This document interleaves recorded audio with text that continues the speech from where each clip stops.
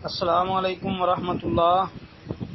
یہ محترم بھائی نے ایک پوسٹ سینڈ کی ہے جی کہ جو مومن ہے اس کی ماں سیدہ عائشہ رضی اللہ عنہا، اس نام سے پوسٹ ہے جس میں روایت لکھی ہے جی عروہ بن زبیر رضی اللہ عنہ بیان کرتے ہیں ایک شخص کے سامنے حضرت سیدہ عائشہ طاہرہ رضی اللہ تعال عنہا کا ذکر کیا گیا۔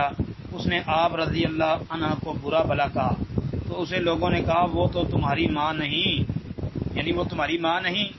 وہ کہنے لگا نہیں وہ میری ماں نہیں۔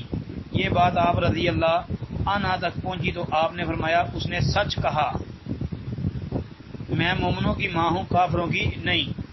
جی بھائی کہتے ہیں جی کیا یہ بات درست ہے؟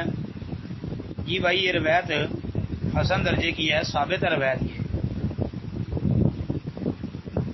یہ روایت انشاءاللہ درست ہے، ثابت ہے، حسن حدیث ہے یہ۔